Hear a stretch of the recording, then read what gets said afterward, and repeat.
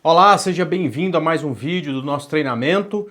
Aqui a gente vai falar um pouco sobre os riscos do mercado de ações, do mercado de renda variável, né? Porque sim, tem risco, é claro, né? A gente tem aí algumas ações que subiram nos últimos 2 anos e 10 meses, como a gente já mostrou aí em aulas passadas do nosso treinamento, 500 e tantos por cento, como é o caso de Vale, né? E você não ganha 500 e tanto por cento sem correr risco, né? Ou seja, todo investimento, independente de qual você vai fazer, seja ele no mercado de ações, em renda fixa, na poupança, comprando um imóvel, você tem risco, tá? O que a gente vai explicar um pouco para vocês é como você pode minimizar esse risco no mercado de ações, tá? Então, investir na bolsa tem risco? Sim, tá? Em se tratando de um mercado com renda variável, né, onde compradores e vendedores medem forças entre oferta e demanda a todo momento, né? Então tá o dia inteiro o comprador querendo puxar para cima, o vendedor querendo puxar para baixo, né? Onde todas as decisões são tomadas pelos investidores, muito baseado no que faz o governo, no que tem nas empresas, isso acaba afetando o valor das ações, tá? E é um mercado, portanto, que tem seus riscos quanto a ganhos e perdas, né? É preciso levar em conta isso antes de começar a investir. Eu vejo muita gente entrar numa operação que pode levar meses para ter seu desfecho, mas precisa do capital para daqui 15 dias, né? Enfim, não é esse o dinheiro que você vai colocar no mercado de ações. Uma coisa importante, a rentabilidade do seu investimento no mercado de ações não pode ser garantida, isso é regra. Ninguém pode te garantir que você investindo numa carteira de ações ou investindo num produto, numa ação, você vai ganhar dinheiro, porque resultados, você pode até falar, olha, no passado essas recomendações que eu dei, no caso de um analista, por exemplo, deram um retorno X, deram um retorno Y, né, que superou, por exemplo, o Ibovespa. Mas você não pode garantir que você vai ter uma rentabilidade positiva no futuro, porque isso é contra as regras que foram estabelecidas, inclusive pela CVM, tá? Agora, é importante que a gente entenda quais são esses riscos, né? Quando você tem aí um risco de instabilidade econômica, por exemplo, o que aconteceu em 2008, né? No caso de 2008, um pouco mais no cenário internacional, a bolsa veio abaixo, caiu mais de 50% em poucos meses, né? Pode ser também no cenário nacional, a partir de 2014, por exemplo, né? A nossa economia se deteriorou, as empresas começaram a lucrar menos e a gente teve uma crise muito forte. Eu vou colocar aqui o gráfico do Ibovespa, né, num período semanal, para que vocês até consigam enxergar exatamente isso, um pouco disso que eu estou falando, né? Então, a gente teve duas grandes quedas aí nos últimos 10 anos, né? A primeira veio em 2008, como eu falei, por conta de uma crise lá nos Estados Unidos. A gente, em poucos meses, caiu aí, 7 meses, caiu aí 58%, e depois uma queda forte, né, a partir de 2014, né, até o início de 2016, a partir de 2015, né, na verdade, que foi a queda mais forte, uma queda de 37%. Tá? Então essas instabilidades na economia, né, acaba trazendo um risco de queda do mercado. Não necessariamente para ganhar dinheiro, principalmente no curto prazo, você precisa estar comprado. Você pode também fazer um tipo de operação que a gente chama de operação de venda de ativos através de aluguel de ações. Daqui a pouco, mais à frente, eu vou explicar isso, tá? Você pode ter problemas imprevisíveis ligados à própria companhia, como por exemplo um acidente, né, relacionado ao negócio da empresa. Por exemplo, a Vale, a companhia Vale do Rio Doce é sócia da Samarco, teve aquele acidente lá em Minas Gerais, de uma represa que se rompeu, e naquela época as ações da Vale foram bastante penalizadas. Vou dar um exemplo mais atual, que a gente consegue inclusive ver no gráfico, tá? Eu vou colocar aqui o gráfico da Petrobras, tá certo? E lembrar vocês do que a gente teve há muito pouco tempo, né, em maio de 2018, que foi a greve dos caminhoneiros, né? Em poucas semanas, em 3, 4 semanas, a ação da Petrobras caiu 48%, né? Se recuperou tudo depois, mas você não tem essa garantia que vai se recuperar ou que vai se recuperar com tanta rapidez. Pode ser que demore 1 ano, 2 anos, 3 anos para se recuperar. Nesse caso até se recuperou num prazo menor do que esse, né?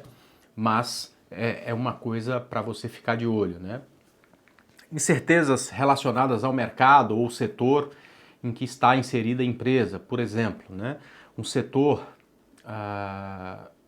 que era muito estável era o setor de venda através de maquininhas do cartão de crédito. Por exemplo, uma empresa que está inserida nesse setor é a Cielo. A concorrência nos últimos 2 anos aumentou muito. As ações da Cielo, portanto, vem sofrendo, vem caindo com o passar do tempo, né?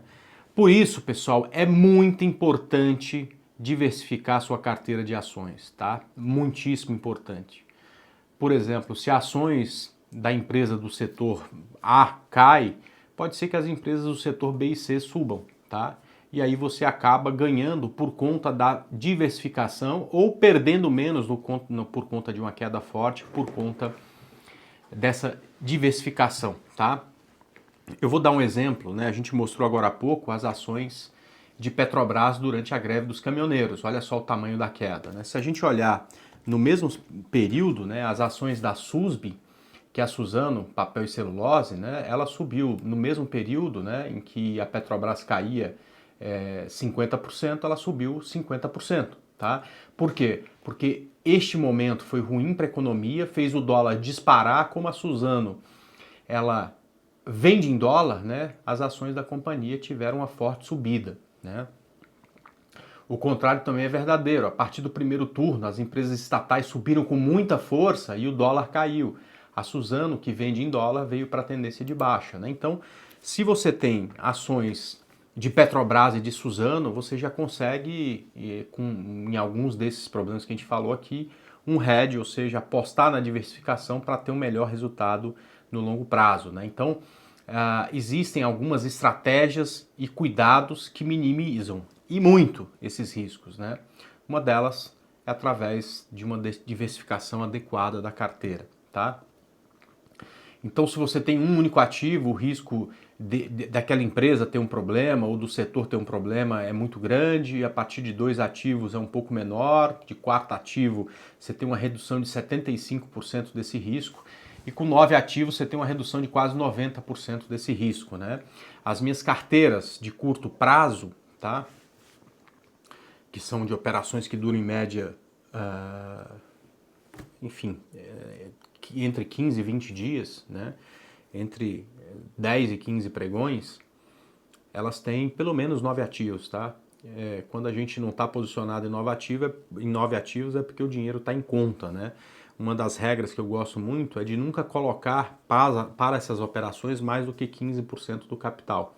Então isso acaba minimizando o risco, tá? Uma outra forma, né? Aliás, uma forma muito produtiva, né, de você diminuir o risco da carteira é diversificar nos setores, né? Porque os setores, muitos setores aqui no Brasil se mexem de forma muito semelhante. Então, por exemplo, as ações de GGBR estão em queda. É muito provável que o setor de siderurgia todo esteja em queda, né? A Itaú caiu bastante hoje. É muito provável que o setor de bancos caia todo ele. Então, não adianta você falar, vou diversificar e comprar 9 ações de bancos ou 9 ações de construção civil, né? Porque você não está diversificando. O ideal é você diversificar também os setores, né? Então, por exemplo, né, no momento em que o setor de saneamento tá caindo porque as empresas estatais não estão vivendo um bom momento, pode ser que o setor de serviço esteja vivendo um bom momento e aí essa queda acaba compensando a subida de outro setor, tá? Então é uma forma também interessante de diversificar a sua carteira, tá? Então olha só, quanto maior for o número de setores e de ações na sua carteira, menor será o risco, tá? Dicas de Warren Buffett, que é um dos maiores investidores de todos os tempos no mercado de ações, né? Proteja seu capital, ou seja, antes de tudo, né, se preocupe com quanto você pode perder e depois proteja seu capital, e a terceira dica é leia sempre as 2 dicas anteriores, tá? Quando você fala de longo prazo, essa história de proteger o seu capital é um pouco mais subjetivo, porque você usa análise de fundamento, ou seja, você vai desistir de uma empresa, sair de uma empresa quando você entende que ela não tem mais bons fundamentos, né? Para quem investe no curto prazo, utilizando análise técnica, você precisa, antes de iniciar qualquer operação, estabelecer o que a gente chama de limite de perda para as suas operações no mercado, né? Que se der errado, onde que eu vou sair? Esse tipo de ordem é chamada de stop, né? Você naquele home broker tem como, por exemplo, que eu mostrei em aulas anteriores, tem como, por exemplo, colocar um stop em todas as suas operações. Então funciona como uma ordem de segurança que automaticamente encerra sua posição quando o preço chega no limite de prejuízo que você definiu, tá? Então, se você compra, por exemplo, uma ação e define que no máximo você vai perder 5%, né? Ou seja, você comprou uma ação a R$ 10 e o preço dela, ao invés de subir, está caindo. Quando chega em 9,50, tá? O home broker, se você colocou ordem stop, automaticamente vende a sua posição e isso acaba te trazendo um belíssimo conforto, né, de saber que o teu risco é limitado, tá? Mais à frente a gente vai falar um pouco mais sobre essa ordem, tá? E também sobre análise técnica, mas eu queria só explicar um pouco melhor do que a ordem de stop loss. Então é o stop que você posiciona ao entrar na operação, não depois, né? Não adianta, né? Tem gente que fala, eu comprei Petrobras a 28, ela tá a 24, agora o que eu faço, né? Senta e chora, né? Você tinha que ter pensado no que você vai fazer com a sua operação quando você entrou. É muito importante lembrar sempre disso, tá? Então você posiciona o seu stop ao entrar na operação para evitar maiores prejuízos caso essa operação dê errado. Então, por exemplo, você comprou uma ação a R$ 50 e de acordo com a sua estratégia de gerenciamento de risco, você pode perder, por exemplo, 2% nessa operação. Então você posiciona seu stop em 49, né? Ou seja, se o preço ao invés de subir cair, né, você cai fora da sua operação. Então você pode viver sua vida tranquilamente, trabalhar, colocar essa ordem e se a ação cair para 48 durante o dia, né, antes disso, nos 49, você vai vender a sua ação automaticamente colocando essa ordem de stop, tá? Aí tem só um adendo, né? Podem ocorrer gaps de negociação entre um dia e outro e esse stop pode ser pulado. Então, essa atenção, principalmente na abertura, caso ocorra uma movimentação muito forte de preço na abertura, você precisa continuar tendo, tá? É claro, né, que esse ponto de stop não é calculado aleatoriamente. A gente segue, eu pelo menos sigo nas minhas estratégias, a colocação de stop me baseando em uma teoria que é uma das técnicas mais conhecidas na análise técnica, que é exatamente a teoria de Down, tá? Então eu sempre, quando estou comprado, coloco meu stop no fundo de um movimento e quando estou vendido, coloco meu stop no fundo de um movimento, tá? Então isso é feito, claro, né, com estratégia e não ao Deus dará, tá? Enfim, eu falo mais um pouco, através do estudo da análise técnica, você deve posicionar o stop num ponto provável, né, de reversão ou de suporte, enfim, caso caia abaixo disso, você precisa cair fora da operação, tá? Além disso, a gente quando entra na operação sabe onde comprar, aonde sair se der errado e através do gerenciamento de risco a gente calcula também um ganho que a partir daí já deixa a operação interessante, que é o stop gain, né?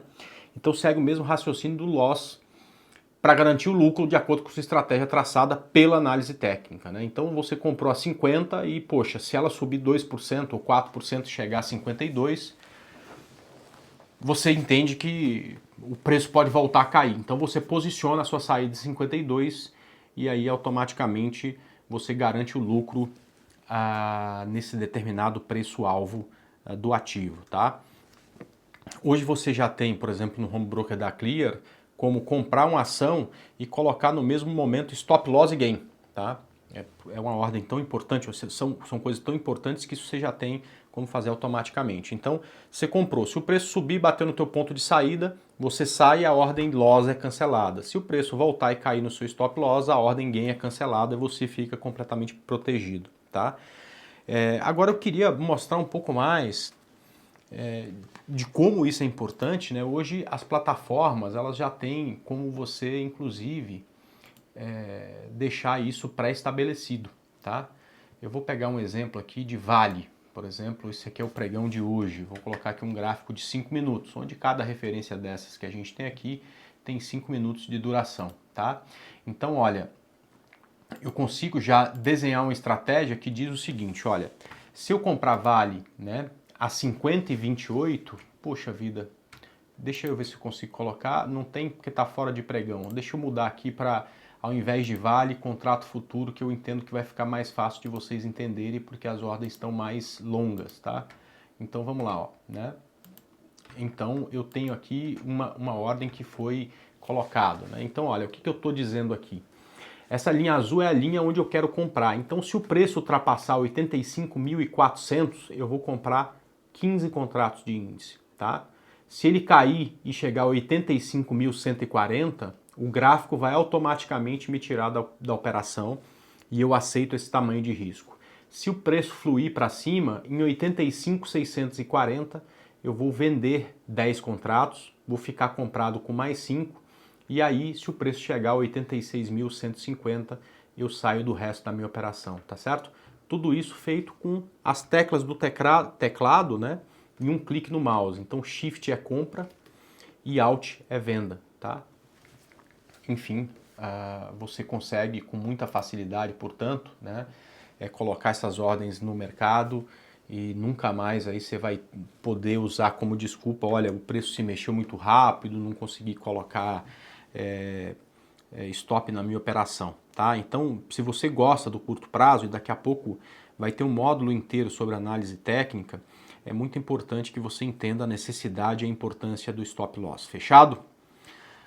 Bom, na próxima aula a gente começa a falar exatamente sobre técnicas de análise. Eu vou falar um pouco sobre análise de fundamento, análise fundamentalista e análise técnica, que é exatamente o meu métier, é o que eu gosto de fazer, operações e análise de curto prazo para operações que duram algumas semanas, alguns dias ou até mesmo algumas horas ou minutos, tá? Então daqui a pouco a gente volta com mais uma aula.